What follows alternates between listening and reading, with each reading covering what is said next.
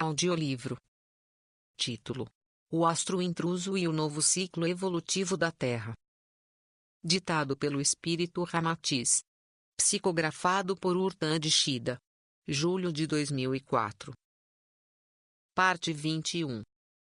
Pergunta: então sua previsão, feita há 50 anos, de que a humanidade ainda não encontrará, no princípio do terceiro milênio, um panorama edênico e virtuoso, e que, no começo quase tudo estará por fazer e renovar, refere-se ao recomeço da civilização.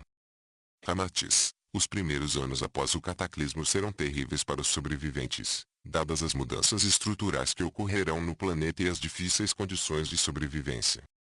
Os homens não terão ideia da extensão do desastre, devido à falta de comunicações e de transportes. Casas e cidades terão de ser reconstruídas, e os animais que podem auxiliar no transporte, como cavalos e bois, deverão ser recolhidos nas selvas por força da dispersão das manadas. O planeta inteiro precisará ser reconstruído, e novas ilhas e continentes descobertos. E a exemplo da América e da Austrália, que só foram oficialmente descobertas nos séculos XV e XVI da era cristã, mais de 12.000 anos após o último cataclismo, a nova geografia do planeta demorará mais de 10.000 anos para ser totalmente redesenhada nos mapas e nas cartas náuticas. Nota de rodapé: lembramos que o início do terceiro milênio não corresponde ao início do novo ciclo evolutivo da Terra.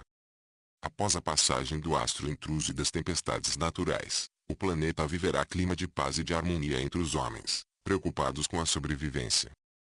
Daí a confusão que alimenta a ideia que esse período será eterno no planeta. Será apenas transitório, com o novo ciclo tendo início no decorrer do terceiro milênio da era cristã. Assim, após a passagem do astro intruso surge o primeiro milênio do novo ciclo. Pergunta: por que tanto tempo? Ramatiz: com a infraestrutura do planeta destruída, a geografia modificada e os acidentes naturais ocorrendo com frequência, os homens procurarão lugares seguros para ficar, não se atrevendo por muitos séculos a deixar esses ambientes. Tentativas de migração serão analisadas como de alto risco e surgirão, em algumas comunidades, histórias sobre a volta repentina do astro. Poucos terão informações corretas sobre o ciclo de 13.332 anos e a órbita de 6.666 anos. Os homens, durante milênios, ficarão longe das águas profundas, temendo os maremotos, acreditando que os cataclismos tenham trazido criaturas monstruosas do fundo dos oceanos. Um sobrescrito. Pergunta: se o astro intruso causa cataclismos a cada 13.332 anos, por que sua insistência de mencionar a órbita de 6.666 anos que periodicamente é longínqua, não afetando a Terra? Ramatiz: o fato do astro intruso passar longe da Terra em alguns momentos não significa que ele não afete o planeta. Sua órbita pode não tangenciar a órbita terrestre, não causando os danos físicos que se conhece provocando os cataclismos, mas sua função de ônibus de desembarque continua ativa. Nesse período é que os espíritos que ali sofrem e pedem novas chances são deixados na Terra. Alguns saíram do próprio planeta durante cataclismos anteriores, e agora solicitam oportunidades de reencarne, que se forem concedidas os fazem voltar para um planeta ainda em fase de renovação. Esses espíritos, é preciso lembrar, estiveram à esquerda do Cristo nos cataclismos anteriores, e por isso foram atraídos pelo astro na diérese higienizadora. E, ao retornar, alguns podem ter pensamentos e ações mais sublimes, mas também podem reincidir nos erros que os marcaram no passado. Ali se encontram assassinos, ditadores, corruptos, e outros que podem renovar suas histórias macabras, dando início à nova fase do final dos tempos. Pergunta: mas se a história se repete, por que a espiritualidade a sustenta? Ramatiz: a história se repete porque os homens repetem seus erros, obcecados em não transmutar imperfeições. A espiritualidade, acompanhando a didática divina de sempre conceder novas chances, apenas sustenta o perdão e a renovação das oportunidades reencarnatórias, mas não a reincidência dos erros. Esta fica por conta dos homens, que não sabem aproveitar as ocasiões que lhes facultariam a evolução de seus espíritos.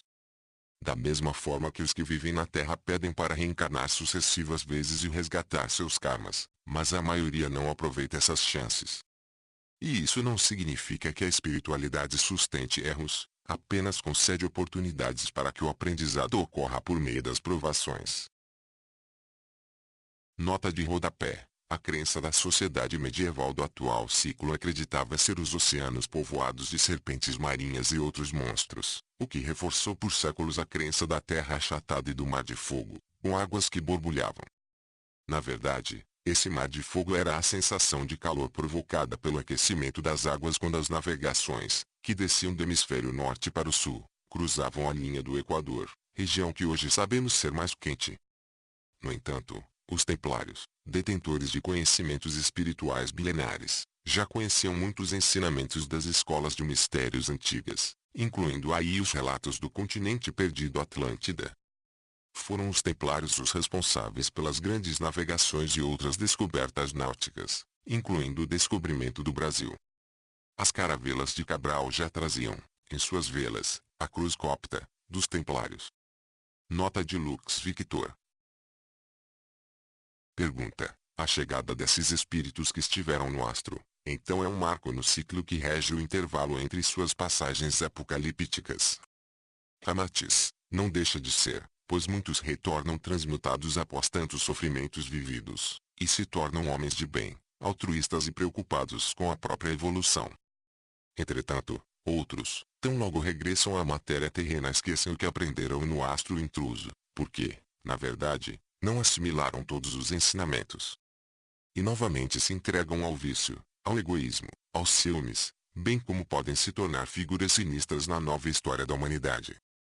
Aí estão as sementes dos grandes tiranos e conquistadores que oprimem, os bandidos e corruptos que levam sociedades ao desespero, à pobreza e à fome. Pergunta: ou seja, a passagem pelo astro lhes trouxe poucos avanços? Ramatiz: esse é o raciocínio. Da mesma forma que não se deve decorar matemática, mas entendê-la, as provações não devem ser decoradas, mas compreendidas.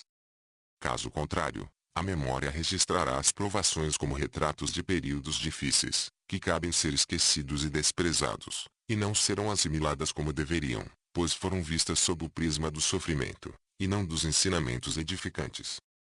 A provação é uma crítica construtiva que Deus estabelece para seus filhos, fazendo-os refletir sobre os próprios atos e mantendo o livre-arbítrio intocável. Mas se não meditarem sobre elas, entendendo suas mensagens, e assimilando-as como a palavra carinhosa do Pai Celestial, voltam a cometer os mesmos erros, de nada adiantando o sofrimento pelo qual passaram.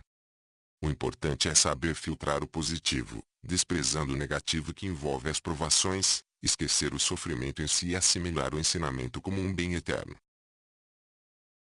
Pergunta: voltando à Terra destruída logo após a passagem do astro, ocorrem alterações profundas quanto à fauna planetária?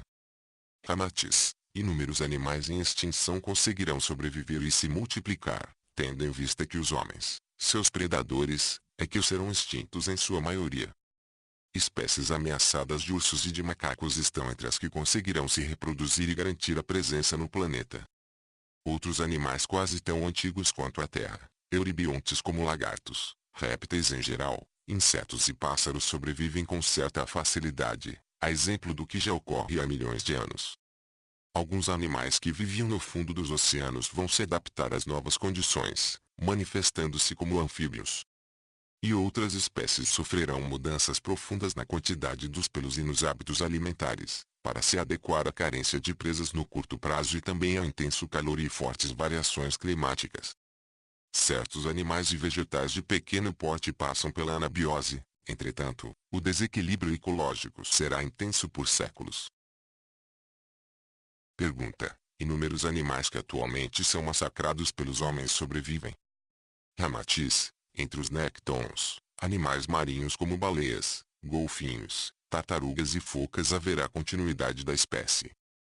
Já mamíferos como os elefantes no primeiro momento do novo ciclo terão suas manadas bastante reduzidas, devido aos grandes maremotos que se abaterão sobre a África e países do Oriente, seus habitats tradicionais.